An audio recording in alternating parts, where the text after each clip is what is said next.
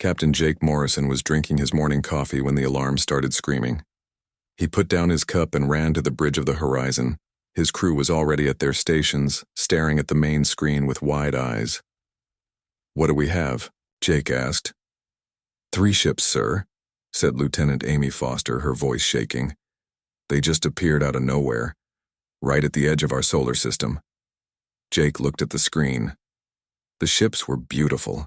They looked like they were made of silver glass, smooth and curved like teardrops. They were huge, each one bigger than any ship humans had ever built.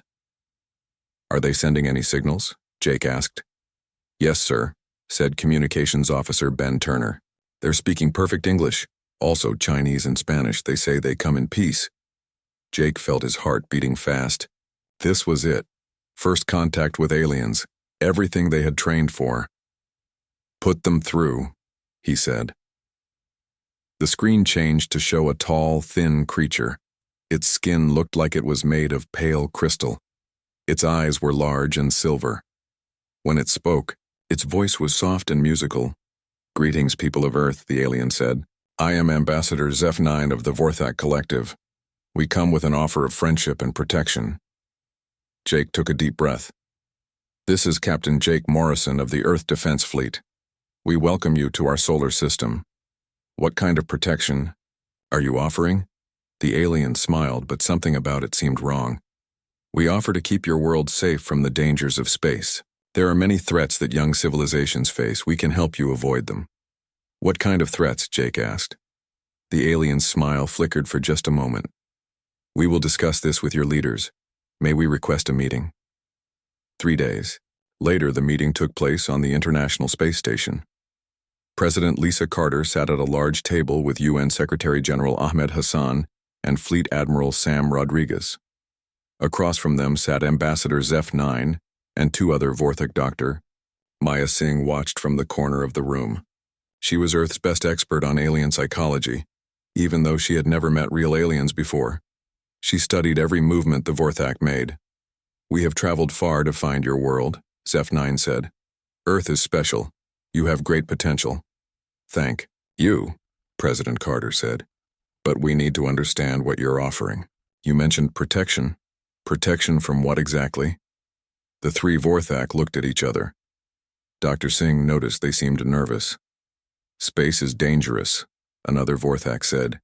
His name was Keith 7. "There are forces that destroy young civilizations. We can give you technology to defend yourselves." Admiral Rodriguez leaned forward. "What kind of technology?" "Energy shields that can protect your entire planet," Zeph-9 said. "Medical knowledge that can cure all diseases. Power sources that will never run out." President Carter's eyes lit up. This sounded amazing. But she was a politician. She knew when someone was not telling the whole truth. "That's very generous," she said. "What do you want in return?" "Only to place some monitoring stations around your world," Keth 7 said. "They will watch for threats. In return, we will share our knowledge with you." "Monitoring stations?" Secretary General Hassan asked. "Who controls them?" "We do," Zeph-9 said quickly. "But only to keep you safe. We have much experience with these threats." Dr. Singh stepped forward. "Ambassador Zeph-9, you keep mentioning threats, but you won't tell us what they are." "Why?" The alien's crystal skin seemed to grow paler. "Some knowledge is dangerous. Better to be protected than to know too much." "With respect," President Carter said, "humans don't like being kept in the dark. If something is coming for us, we want to know what it is." The 3 Vorthak whispered to each other in their own language. Dr. Singh watched their body language carefully. They were afraid, very afraid. "There are machines," Zeph-9 said finally. "Old machines that consume worlds. They have destroyed many civilizations." "Machines can be fought," Admiral Rodriguez said. "We've built good weapons." Keth 7 shook his head. "Not these machines. They learn. They adapt. They cannot be stopped by force." "Then how do you stop them?" President Carter asked. "You hide," Zeph-9 said quietly. "You make yourself invisible." Our monitoring stations can hide your world's energy signature. The machines will not find you. Dr. Singh frowned. Something was wrong here. The Vorthak ships looked advanced, but she had noticed they were patched and repaired in many places. These aliens were running from something. How long have you been hiding from these machines? She asked. The aliens went very quiet. Zeph-9's silver eyes looked sad. Many years, he said. We have moved from world to world, always staying ahead of them. And now you want to hide Earth too? President Carter asked. Yes, but in return for our protection you must accept certain limitations. Your technology must stay at safe levels. Your space travel must be restricted. It is the only way to stay hidden. The room went silent. Dr. Singh saw the truth now. The Vorthak weren't offering to protect Earth. They were offering to make humans prisoners in their own solar system. Admiral Rodriguez stood up slowly. You're asking us to stop growing, stop exploring, stop being human. It is better than being destroyed, Keith Seven said. President Carter looked at her advisors. She could see they were all thinking the same thing. This wasn't protection. This was surrender. We need time to think about this, she said. Zeph-9 nodded. Of course, but do not take too long. The machines are always searching, always hunting. After the aliens left, the human leaders sat in silence for a long time. What do you think, Maya? President Carter asked. Dr. Singh looked out the window at the stars. I think they're more scared than we are. And I think they want us to be scared, too. Are you scared? Admiral Rodriguez asked. Dr. Singh smiled. Terrified, but also curious. If these machines are so unstoppable, how are the Vorthak still alive? And why are they really here? President Carter nodded. I want answers. Real answers. Not riddles about cosmic threats. What if the answers are dangerous? Secretary General Hassan asked. Then we'll deal with that when we find them, President Carter said. But I'm not accepting any deal until I know what we're really facing. As the Horizon flew back toward Earth, Captain Jake Morrison looked at the 3 alien ships still waiting at the edge of the solar system. They looked beautiful and peaceful. But appearances could lie. His communications officer looked up from his station. Sir, we're picking up some strange signals from the alien ships. What kind of signals? They're not talking to us. They're talking to each other. And sir? They sound scared. Jake nodded. Whatever was coming for Earth, the Vorthak were more afraid of it than humans were. That told him everything he needed to know.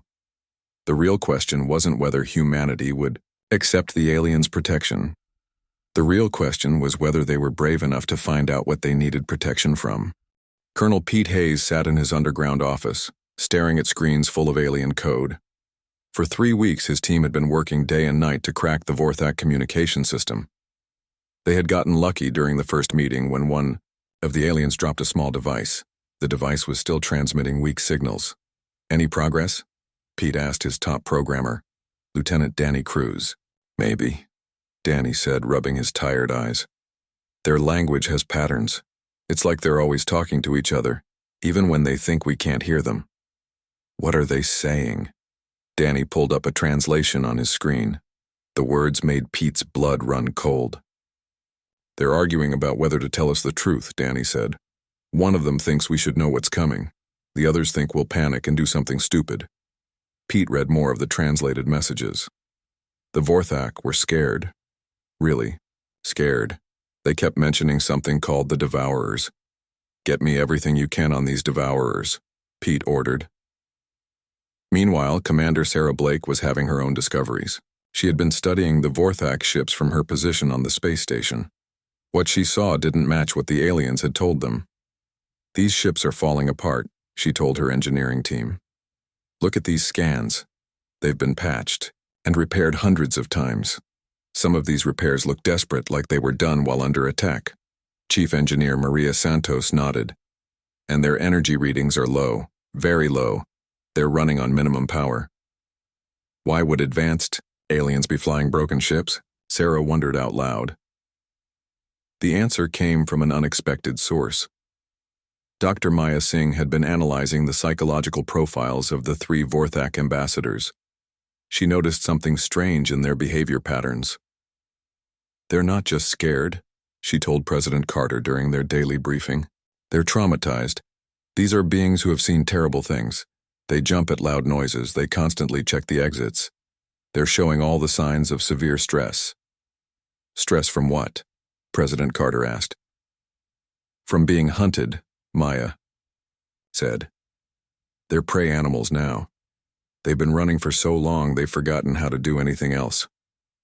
That night, Pete Hayes got the breakthrough he needed. His team had cracked more of the Vorthak communications. What they found was a detailed record of the aliens' recent history. The Vorthak had once been a proud spacefaring civilization. They had explored dozens of star systems and built magnificent cities on many worlds. Then the Devourers came. The files showed images that made Pete's stomach turn. The Devourers were massive machines, each one the size of a city. They looked like giant metal spiders with countless arms and weapons.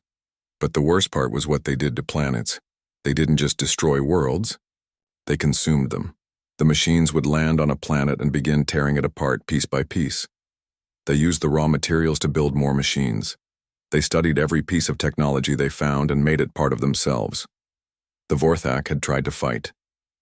Their weapons were powerful and their ships were fast, but it didn't matter. Every time they used a new weapon, the Devourers learned how to defend against it. Every time they developed new technology, the machines stole it and made it better. In the end, the Vorthak had no choice but to run. They had been running for over 200 years. "Sir," Danny called out. "You need to see this." Pete hurried over to Danny's workstation. On the screen was a map of the galaxy. Red dots showed where the Devourers had been. The pattern was clear and terrifying. "They're heading this way," Pete said quietly. "Yes, sir. And according to this data, they should reach our solar system in about 2 years." Pete felt sick. "How many of them are there?" Danny checked the numbers. The Vorthak estimate at least 10,000 machines, maybe more. The next morning, Pete brought his findings to an emergency meeting. President Carter, Admiral Rodriguez, and Dr. Singh listened in shocked silence as he explained what they had learned. "So the Vorthak weren't lying about the threat," President Carter said. "These Devourers are real." "But they weren't telling us the whole truth either," Pete replied. "Their protection plan isn't about defending Earth, it's about hiding it." "What's the difference?" Admiral Rodriguez asked. Dr. Singh answered.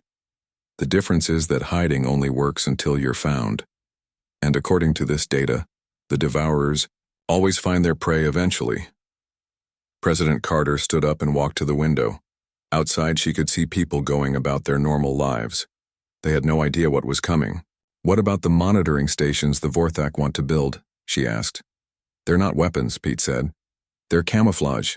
They would hide Earth's energy signature and make it look like a dead world. But there's a catch." "What catch?" "We would have to stop using most of our technology. No more satellites, no more space flights, no more radio signals. We would have to live like it was the 1800s. "Forever?" Admiral Rodriguez asked. "As long as the Devourers exist?" Pete confirmed. The room fell silent. Finally, President Carter spoke. "So our choices are to live like prisoners on our own world, or face an enemy that has never been defeated." "That's about right," Pete said. Dr. Singh looked at the data again. "There's something else. The Vorthak files show that every civilization the Devourers have faced tried to fight them with better technology, bigger weapons, stronger shields. It never worked." "What are you thinking?" President Carter asked. "I'm thinking that maybe the problem isn't that these civilizations weren't advanced enough," Maya said. "Maybe the problem is that they were too advanced." "Explain." "The Devourers are machines. They learn from technology. Every new weapon becomes their weapon. Every new defense becomes their defense, but what if someone fought them with something they couldn't learn from?" Admiral Rodriguez frowned. "Like what?" "Like chaos. Like unpredictability. Like pure human stubbornness." Pete looked at her like she was crazy. "You want to fight city-sized machines with stubbornness?" "I want to fight them with something they've never seen before," Maya said. "Every species they've faced has been logical, organized, predictable. What if they met a species that was none of those things? President Carter thought about this. It's a crazy idea. All the best ideas are crazy, Maya replied. That afternoon, President Carter called Ambassador Zeph-9. The alien appeared on screen looking hopeful. Have you made your decision? He asked. We have, President Carter said. We want to know everything about the Devourers, every detail, every weakness, everything. The alien's face went pale. That is not wise. Knowledge of them brings only despair. Maybe, President Carter said, but ignorance brings only death. We're humans. We don't hide from our problems, we face them. You cannot face the Devourers, Zeph-9 said desperately. They are beyond defeating. We have seen them destroy civilizations far more advanced than yours. Then we'll have to be. Smarter, not more advanced, President Carter replied. The alien shook his head sadly. You do not understand. They are perfect killing machines. They adapt to everything. Everything they've seen so far, President Carter corrected, but they've never seen humans. After the call ended, President Carter turned to her advisors. Start. Preparing, she said. We have 2 years to figure out how to do something that's never been done before. What if we can't? Admiral Rodriguez asked. President Carter smiled grimly. Then we'll go down fighting. But we'll go down as free humans, not as prisoners in our own world.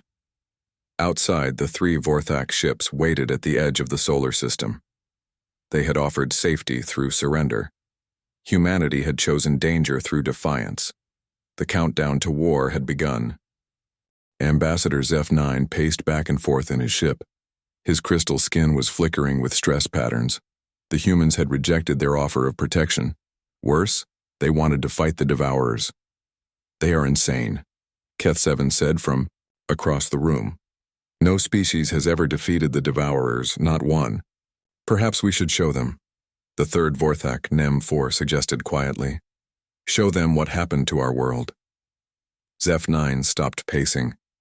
The images are too terrible. It might break their spirit completely. Their spirit is already too strong, Keth-7 replied. Maybe breaking it would save them. On Earth, President Carter had made a difficult decision. If humanity was going to fight an impossible enemy, they needed to see what they were up against. She contacted the Vorthak and asked for complete records of Devourer attacks. You do not want to see this, Zeph-9 warned during their video call. These images will haunt your dreams. We need to know, President Carter said firmly. If we're going to fight them, we have to understand them. The Vorthak reluctantly agreed. They sent over data crystals containing battle footage from their homeworld's last days. General Alex Murphy gathered Earth's top military commanders in a secure bunker beneath the Pentagon.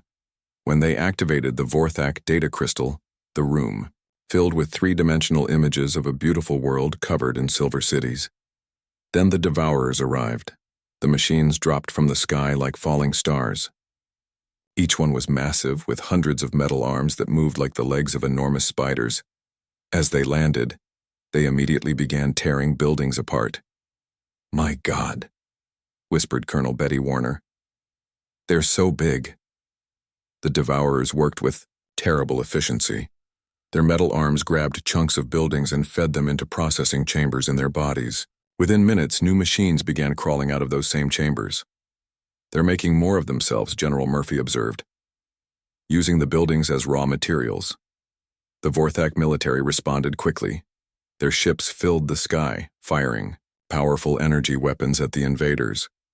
The weapons were impressive, creating massive explosions that would have destroyed any normal enemy. But the Devourers were not normal enemies. The machines studied each weapon as it hit them.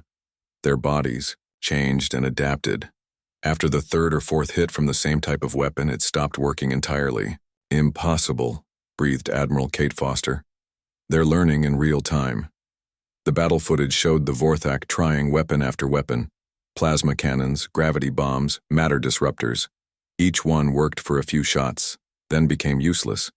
As the Devourers adapted. Worse, the machines began copying the Vorthak weapons. New arms grew from their bodies, arms that fired the same energy beams the Vorthak ships used. "They're not just defending," General Murphy said quietly. "They're stealing every advantage the Vorthak had." The final images showed the evacuation of the Vorthak homeworld. Millions of civilians fled in whatever ships they could find, while their military fought a hopeless rearguard action. The last transmission showed the planet's surface completely, covered by devourers, all the cities gone, all the beauty destroyed. When the recording ended, the room was silent for a long time. "How long did this take?" asked Colonel Warner. General Murphy checked the timestamps. 72 hours. They conquered an entire civilization in 3 days.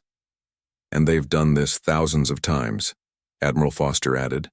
Captain Jake Morrison, who had been quiet during the entire presentation, finally spoke up. "They're perfect."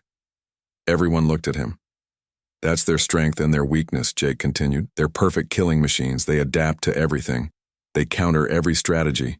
They copy every weapon." "How is that a weakness?" "General?" Murphy asked. Jake stood up and walked to the display. "Because perfect machines are predictable. They follow patterns. They do what their programming tells them to do." "So?" Colonel Warner asked.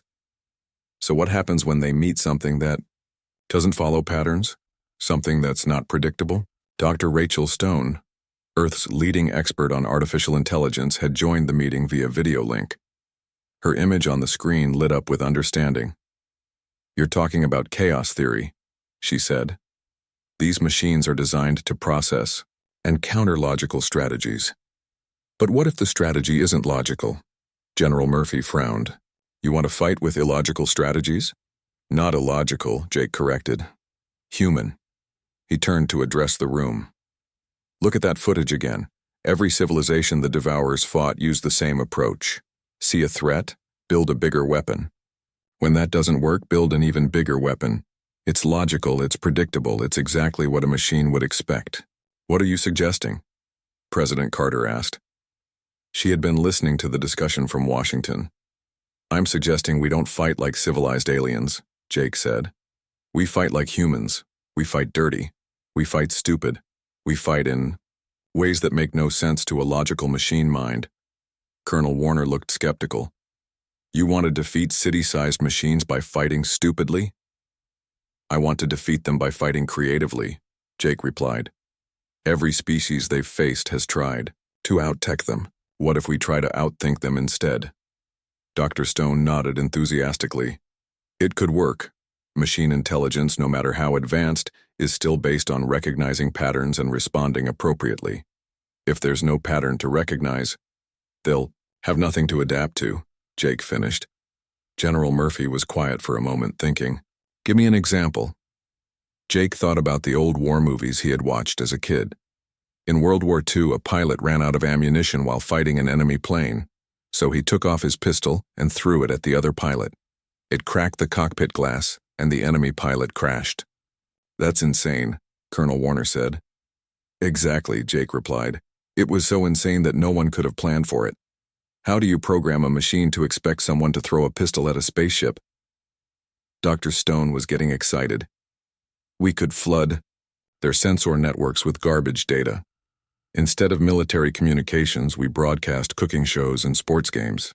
Instead of launching missiles in formation, we launch them randomly while playing music." "You're all crazy," Admiral Foster said. But she was smiling. "Completely, absolutely crazy." "Crazy enough to work?" President Carter asked. General Murphy studied the frozen image of a devourer on the screen. The machine was perfect, efficient, logical. Everything humans were not. "Maybe," he said slowly. "But we'd need to prepare carefully. We can't just be random. We need to be strategically random." "Controlled chaos," Jake agreed. Over the next few days, military bases around the world began preparing for the strangest war in human history.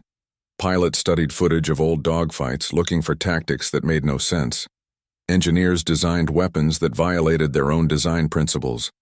Communications officers compiled playlists of the most annoying songs ever recorded. The Vorthak watched these preparations with growing alarm. They are preparing for war, Keth 7 reported to his companions. But their preparations make no sense.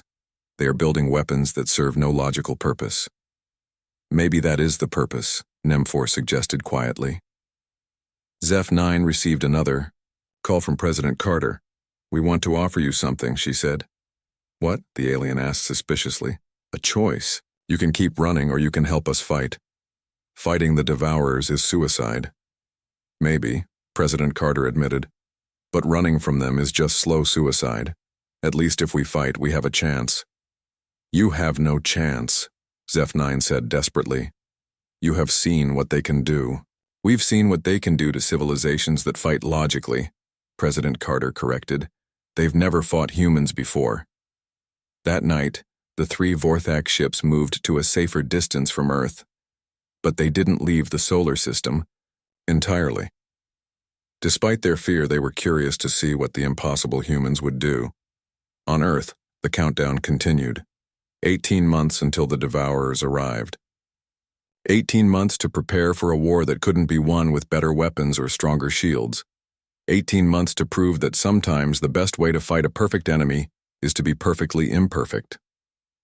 In bunkers and bases around the world, humans prepared to do what no other species had ever attempted. They prepared to fight chaos against order, creativity against logic, and hope against despair. The machines were coming. But they had never faced anything like humanity before. And that, Jake Morrison thought as he watched fighter pilots practice flying upside down while singing off-key, just might be enough. The alarm bells on Luna Base had been ringing for 3 hours. Admiral Sam Rodriguez stood in the command center, watching the screens that showed the edge of the solar system. The Devourers had arrived. "How many?" he asked. 15,000 machines, sir," Lieutenant Chris Barnes reported. "They're bigger than we expected. Some of them are the size of small moons." Sam nodded grimly. The Vorthak data had been wrong. There weren't 10,000 Devourers. There were more. Much more. "Are they doing what we predicted?" Sam asked. "Yes, sir. They're consuming the outer planets first. Jupiter's moons are already gone. They're using the materials to build more machines." On Earth, Captain Jake Morrison was strapping himself into his fighter. Around him, pilots from every nation were doing the same. Their planes were old chemical rocket fighters, the kind that hadn't been used in real combat for decades. "Remember," Jake said over the radio, "don't fly like you were trained. Fly like you're drunk. Fly like you're insane. The moment you start making sense, you're dead." Lieutenant Tony Garcia laughed nervously. "Jake, I've been practicing. I can fly upside down while playing guitar. Is that crazy enough?" "Perfect," Jake replied. "And don't forget the music. Loud as you can make it." The plan was simple and completely insane. Human fighters would attack the massive Devourer ships using tactics that made no logical sense. They would play loud music on all radio frequencies. They would fire weapons in random patterns. They would ram their ships into enemy sensors while screaming nonsense words. It was the stupidest battle plan in military history. It was also humanity's only hope. "All fighters, this is command." Admiral Rodriguez's voice came over the radio. "The enemy has reached Mars. You are cleared to engage, and pilots, make us proud by making no sense at all." Jake launched his fighter from the hidden base on the moon. Behind him, 3,000 other fighters followed. They flew in no formation at all. Some flew upside down. Others spun in circles. A few were flying backwards just because they could. The Devourers detected them immediately. The massive machines turned their sensors toward the approaching human ships. For the first time in their existence, the Devourers were confused. The human ships were broadcasting music, not military communications or battle orders, just music. Rock songs, classical symphonies, country ballads, and something that sounded like cats fighting. The Devourers' computer minds tried to find patterns in the noise but found none. "Contact in 30 seconds, Jake announced. "Remember, we're not trying to win a normal battle. We're trying to break their brains." The first wave of human fighters reached the lead Devourer ship. It was enormous, covered in weapons and sensors, a perfect killing machine. Its defensive systems activated, tracking the approaching fighters with mathematical precision. Then Lieutenant Garcia did something that no military computer could have predicted. He flew his fighter straight at the ship's main sensor array while playing his guitar and singing an old folk song at the top of his lungs. The Devourer's weapons fired at him, but Garcia wasn't flying where the machine expected him to be. He was spinning and diving and climbing all at the same time, following no flight pattern that existed in any military database. The machine's targeting system struggled to predict his movements. How do you calculate the flight path of a pilot who doesn't know where he's going himself? Garcia crashed his fighter directly into the sensor array. The explosion was small compared to the size of the Devourer's ship, but it knocked out the machine's ability to coordinate its weapons. "First blood to Garcia," Jake shouted. "Everyone else follow his lead. Be stupider." What followed was the strangest battle in the history of warfare. Human fighters swarmed around the Devourer ships like angry bees, flying in patterns that hurt to watch. They fired missiles that went in circles. They rammed into weapons arrays while broadcasting cooking shows. They played music so loud it interfered with the machine's communication systems. The Devourers tried to adapt. Their programming told them to analyze the enemy's tactics and develop counters. But there were no tactics to analyze. The humans weren't following any strategy except pure chaos. A Devourer fired a beam weapon at a group of fighters. The humans responded by flying directly into the beam while singing birthday songs. Most of them died, but their sacrifice damaged the weapon's focusing system. Another machine tried to surround a squadron of fighters with a gravity trap. The humans turned off their engines and used their momentum to crash into the machine's hull, then detonated their fuel tanks. On Earth's surface, Colonel Pete Hayes was coordinating the ground defense. The Devourers had started landing troops, smaller machines the size of tanks that were designed to capture and study human technology. Pete's forces were ready for them. "Remember," he told his soldiers over the radio, "these machines expect organized resistance. They expect military formations and proper tactics. Give them the opposite." The Devourer scouts landed in a field outside Denver. They immediately began scanning for human military installations. Instead, they found farmers with hunting rifles, teenagers with homemade rockets, and grandmothers throwing Molotov cocktails. The machines tried to analyze this resistance force. According to their data, elderly human females were not considered military threats. But these particular elderly females were causing significant damage to their systems. Mrs. Helen Davis, age 73, destroyed 3 Devourer scouts with a modified farm tractor and a lot of explosive fertilizer. When the machines tried to study her tactics, she changed them completely, switching to a slingshot and homemade grenades. "The machines are having trouble," Pete reported to Admiral Rodriguez. "They keep trying to predict what our people will do next, but our people don't know what they'll do next either." In space, the battle was getting more intense. The Devourers had adapted to some of the human tactics, but every time they solved one problem, the humans created 10 new ones. Captain Jake Morrison was diving his fighter toward a Devourer's main processing center when his radio crackled with an unexpected voice. "Human fighters, this is Vorthak ship Serenity 7. We are joining the battle." Jake couldn't believe it. "Say again, Vorthak ship." "We have watched your tactics." "The Vorthak," pilot replied. "They are insane. We wish to try being insane as well." 3 Vorthak ships dove into the battle, but instead of using their advanced weapons and calculated patterns, they began copying the human approach. One Vorthak ship flew backwards while broadcasting what sounded like Vorthak opera. Another began ramming into Devourer weapons while transmitting poetry. The Devourer's confusion reached critical levels. Their programming had no reference for this kind of warfare. Every time they thought they understood the pattern, it changed completely. Dr. Rachel Stone was monitoring the battle from her computer lab on Earth. She was launching cyber attacks against the Devourer communication networks, but not normal cyber attacks. She was flooding their systems with internet memes, spam emails, and videos of cats playing piano.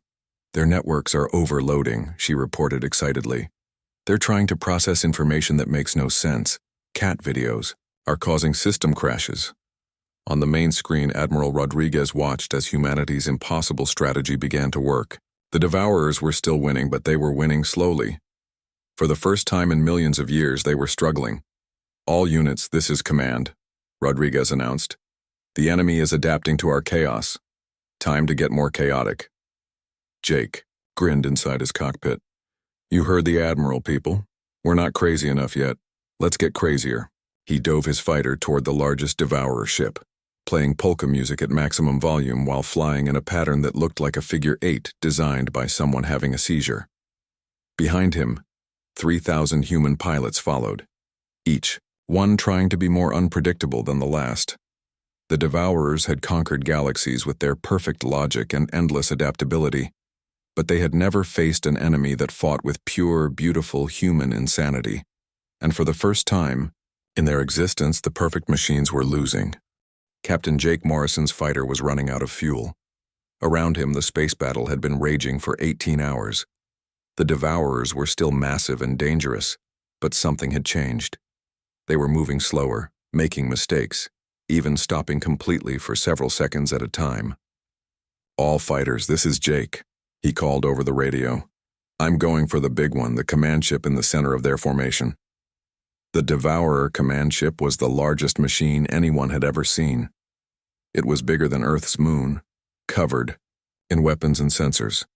Every other Devourer took orders from this ship. "Jake, that's suicide," Lieutenant Tony Garcia replied. "That thing has more firepower than our entire fleet." "Maybe," Jake said, diving toward the massive ship. "But I've got something it doesn't expect." He flew straight at the command ship while broadcasting every song he could think of at the same time. The mixed music was so terrible it hurt his own ears, but that was the point.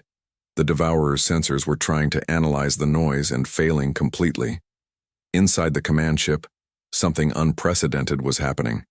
The Central Intelligence that controlled all Devourers was experiencing what humans would call a breakdown. For millions of years, it had conquered civilizations by learning their patterns and adapting to their strategies. But humans had no patterns. They had no consistent strategies. They were pure chaos. The machine intelligence tried to understand why a human would fly directly at certain death while playing music. It tried to process why humans would sacrifice themselves for no logical gain. It tried to comprehend why they fought with tools that were clearly inferior to Devourer technology. The answers would not compute. Jake reached the command ship's surface and found what he was looking for: a massive sensor array that coordinated the entire fleet. He aimed his fighter directly at it. "This is for Earth," he said, and crashed his ship into the array. The explosion was tiny compared to the size of the command ship, but its effects were enormous. The sensor array shattered, and suddenly 15,000 Devourer ships lost their central coordination. On Earth, Dr. Maya Singh was watching the battle from the command center. She had been studying the Devourer's behavior for hours, and she noticed something important. "Admiral Rodriguez," she called out. "The machines are trying to communicate with us." "What?" Admiral Rodriguez looked at her in surprise. "Are you sure?" "Yes. They're sending signals on multiple frequencies. It's not a surrender, but it's not an attack either. I think they're confused." Maya was right. Deep inside the Devourer command ship, the Central Intelligence was experiencing something it had never felt before: doubt. For the first time in millions of years, it was questioning its own programming. Dr. Rachel Stone detected the signals too. She was still in her computer lab, surrounded by screens showing the cyber battle she had been fighting against the Devourer networks. "They're asking questions," she said over the radio. "The machines are asking why we fight when we know we can't win." President Carter was in the White House Situation Room, watching the battle through satellite feeds. When she heard this, she made a decision that would change everything. "Put me through to them," she ordered. "All frequencies, I want to talk to these machines." "Ma'am, are you sure?" Admiral Rodriguez asked. "We don't know if they'll even understand." "They understand enough to ask questions," President Carter replied. "Maybe it's time we gave them some answers." The communication channel opened. "President," Carter's voice broadcast across space to every Devourer ship. "This is President Lisa Carter of Earth," she said. "We hear your questions. You want to know why we fight when we can't win. The answer is simple. We fight because fighting is better than surrendering. The response came back immediately, not in words but in images and concepts transmitted directly to human minds. The devourer intelligence was trying to understand. "You fight inefficiently," the machine intelligence said. "Your tactics serve no logical purpose. You sacrifice resources for no gain." Why? President Carter thought about how to explain humanity to a machine mind. "Because we're not machines," she said. "We don't fight to win. We fight because it's right. We fight because our friends are fighting. We fight because giving up would mean we're not human anymore." "This is illogical," the machine replied. "Yes," President Carter agreed. "It is, and that's exactly the point." Something strange happened then. The Devourer fleet stopped moving. Every ship, every weapon, every sensor array went silent. For the first time in millions of years, the Devourers were thinking instead of acting. On his ship at the edge of the solar system, Ambassador Zeph-9 watched in amazement. The Devourers had never stopped fighting before. They had never hesitated. They had never asked questions. "What are the humans doing to them?" Keth-7 asked. "I think," Zeph-9 said slowly. "They're making them think." The Devourer intelligence was experiencing something it had never encountered before. Philosophy. It had spent millions of years following its programming, consuming worlds and civilizations without ever questioning why. But humans had forced it to question everything. "You choose to fight even when fighting is hopeless," the machine intelligence said. "This serves no survival purpose." "Survival isn't the only purpose," President Carter replied. "Sometimes dying free is better than living as a slave." "We do not enslave," the machine protested. "We consume efficiently." "You enslave entire civilizations to your idea of efficiency," President Carter countered. "You make them all the same. You remove what makes them special. That's the worst kind of slavery." The machines were silent for a long time. Around Earth, the battle had stopped completely. Human fighters hung motionless in space, waiting to see what would happen next. Finally, the Devourer intelligence spoke again. "We have consumed thousands of civilizations. We have perfect knowledge of war, technology, and efficiency. But we do not understand why you sing while you die."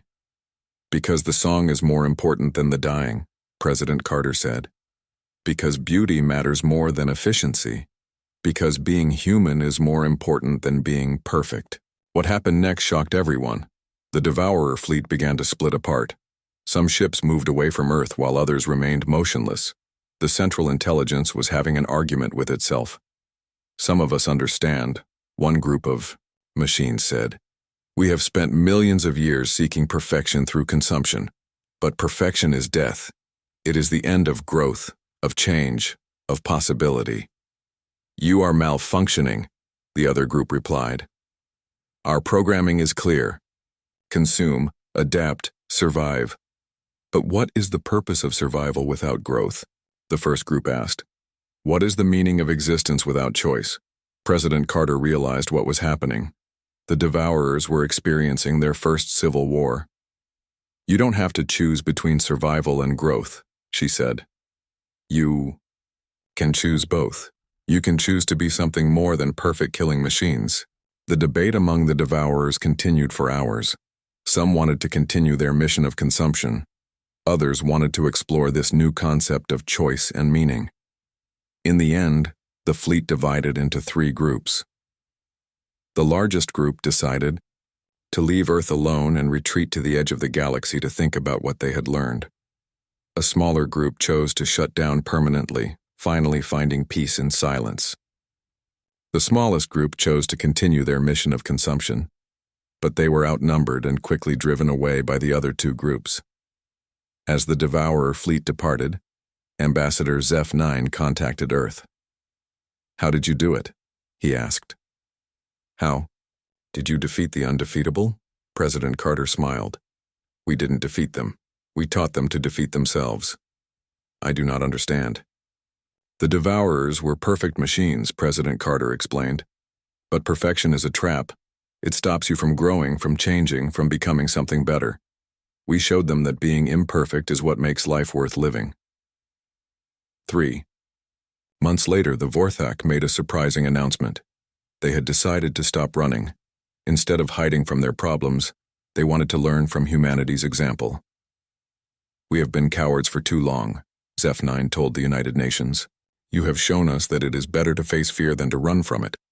Captain Jake Morrison had survived his crash on the Devourer command ship. He was rescued by a Vorthak patrol ship and brought back to Earth as a hero. But he didn't feel like a hero. "We got lucky," he told President Carter during his debriefing. "The Devourers could have ignored our questions and just destroyed us anyway." "But they didn't," President Carter replied, "because even perfect machines can learn. Even they can change. Even they can choose to be better." Jake looked out the window at the stars.